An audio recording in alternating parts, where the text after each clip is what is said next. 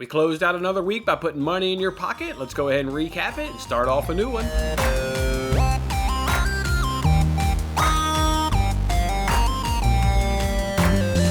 Hey, what's going on, everybody? Jason Mattis with Winning Bets, of course, giving you guys free sports picks every single day. And it's Monday morning. Thank you guys for kicking off your Monday with me here. Probably a little bit harder to get going today. It's always a little bit harder to get going the Monday after a Super Bowl, but I hope your morning and your week is off to a good start. We had a good time here on Winning Bets. We had a good time last week. We were able to put money in your pocket. We had some good wins. Of course, we had some bad losses as well that added to it, but that's all part of the fun in the process of putting money in your pocket. Again, let's go ahead and recap it, and then let's kick off another week here of Winning Bets. Last week, we went 25-20 and plus 6 units. That now brings us to the year. A lot of wins, a lot of losses, but plus 6.89 units on the year.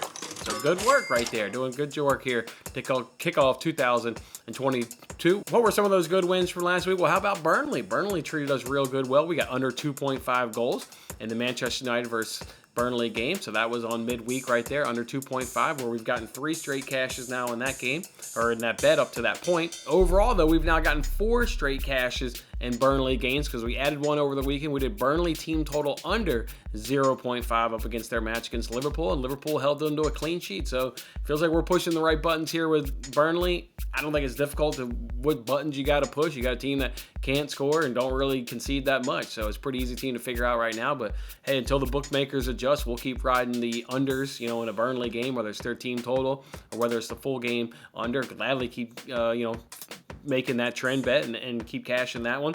We also did Manchester City and Bayern over this weekend. What about Manchester City? Over 2.5 team total there against Norwich. I think they ended that game with 4 goals, so easily right there. And how about getting a cash in Bayern? Not many people are cashing Bayern bets this weekend. A lot of people put them in parlays or did their own team total or not. Remember we said, no.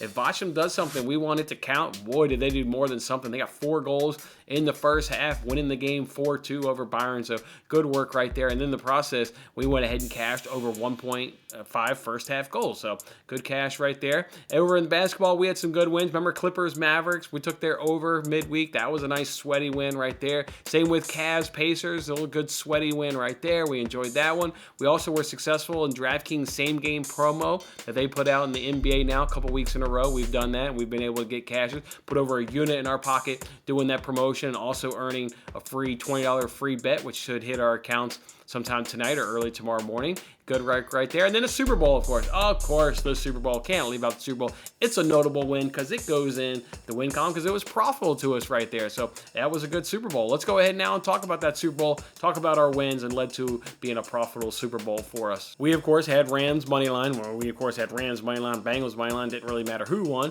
We had both sides covered, and obviously the Rams won the game, so we got that one to cash right there. Under 25.5 points in that first half. That was our first bet that we ever made for the Super Bowl, and that one cashed as there was only 23 points scored in the first half. First drive and then a punt. That was another good cash for us right there as they went 3 and out, I believe it was. Or no, they ran 5 plays. I think they did get 1 first down, but either way, they still ended up punting the ball. Opening kickoff was going to be a touchback. That was a cash right there. I was a little nervous. That one didn't look like it was all that deep. I thought for sure that guy was going to catch it when that ball was in the air, but the arms went out, and he said, give me the touchback, and we put the money in our pocket. And then also a 2-point conversion attempt. That was by far of the cashes, by far the most craziest one. It happened there on the Rams' second touchdown when they kind of kind of mishandled the snap right there and couldn't get the kickoff, and then, I don't know if they threw it or they ran it. I think they did end up throwing it or whatever ended up happening. Just a complete mess. Well, they count that as a 2-point conversion attempt because you did not kick the ball, right? Anything other than kicking the ball is in the NFL you attempting to go for a 2-point play right there. So yeah, we got lucky right there getting that cash right there on that 2-point conversion attempt. What were some of our losses there in the Super Bowl? Obviously Kupp didn't go over 8.5 receptions, lost that one in the hook. Beckham, due to the injury, he didn't go over 5.5 receptions. We also lost Joe Mixon under 65.5 rushing yards. He had a nice day.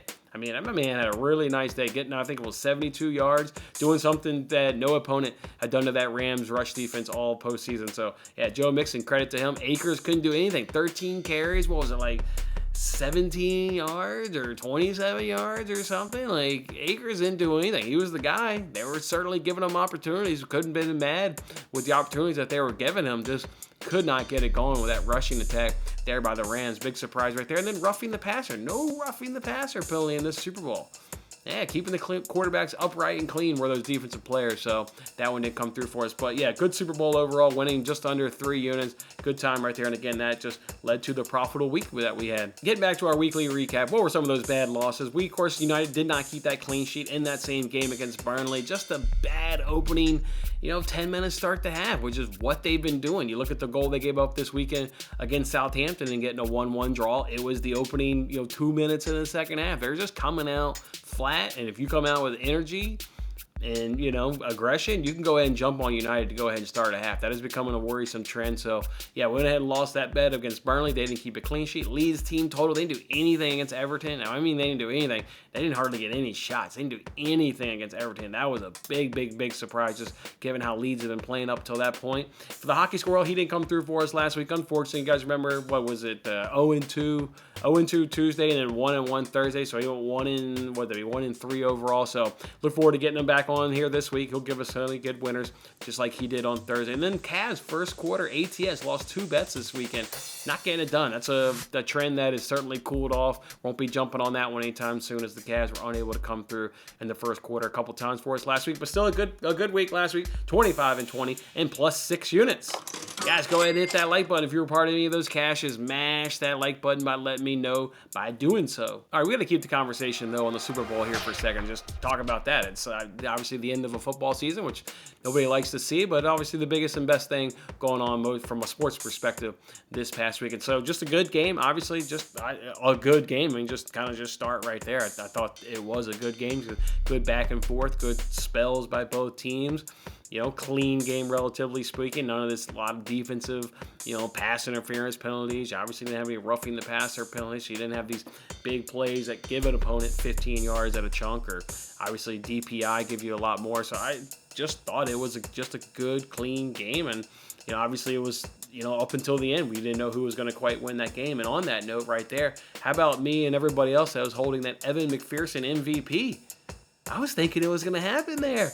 Boy, late in that fourth quarter, obviously, they're driving right there. If they can give him a long field goal to force overtime, and then they get a stop and they get the ball and he gets to kick the game-winning field goal, boy, there was a shot there late in that game where Evan McPherson, you could have seen a window because Joe Burrow didn't do anything. I mean, if that scenario happens where he kicks the field goal to send them to OT, makes in that field goal, Burrow's only going to win in the game with 1 touchdown.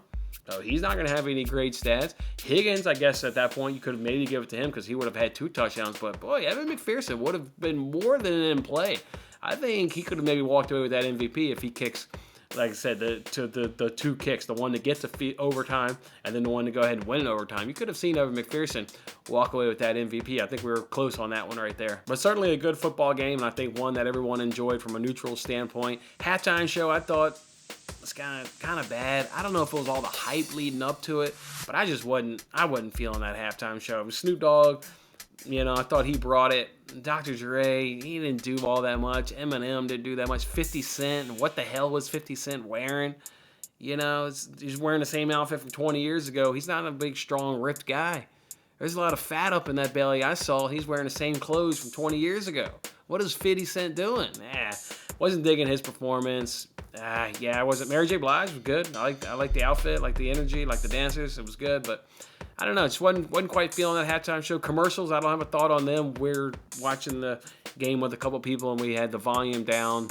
You could hear it if you were up close, but back from the TV, you couldn't quite hear it. So from a commercial standpoint of maybe having an opinion, I didn't really catch many commercials, if any at all. So, but yeah, I was down on the halftime show, but it's okay. I'm there to watch football, and I got a good, fantastic football game to go ahead and sit back and enjoy. So like that right there. How about the free giveaway that I did? Remember I was giving somebody $100 if they correctly got the correct score. Nobody did it. No, go back and look at those comments on Friday's video. Nobody was able to correctly predict 23-20 Rams win. So we'll hold on to our money here on that giveaway, but then let's do one real soon there because we weren't able to give away that $100. So let me think about it and we'll do one here in the very, very near future. All right, it's Monday. We need some bets here to kick off a new week. Just like last week, we went 2-0 on Monday. I'm going to give you guys 2 bets tonight, and we're going to go ahead and go 2-0 this Monday to kick off a week here on winning bets. Let's go ahead and do the NBA, of course. Let's do these over-unders. I got one over and I got one under. Let's do it the over first. Let's do Thunder Knicks over 205.5 points at -110 over a FanDuel. Got the game scored at 213, so I see 213 points in this game, so I'm gladly taking over 205.5 points in Thunder versus Knicks. And let's do the under in Rockets versus Jazz. We're going under 231.5 points at -110 over a FanDuel. I've got the game scored at 224, so we'll gladly go under 231.5 points in Rockets versus Jazz there tonight. So yeah, just those two bets. Nothing else really checked out in terms of numbers, full games, over-unders, or first quarters. I am going to start going through some player props.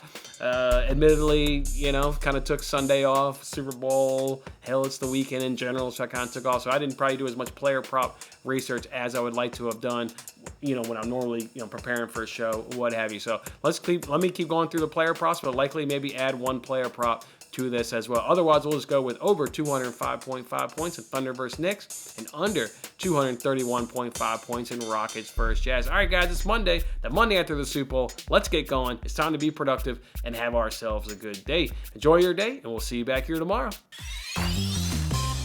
Thanks for watching till the end. I'm Jason Mattis. Any love you can show by giving me a like, a subscription, or a comment, or even just share this video is very much appreciated. And don't forget to turn on your notifications to increase your chances of locking in the same odds as I talked about today. And check out my other great videos in these corners.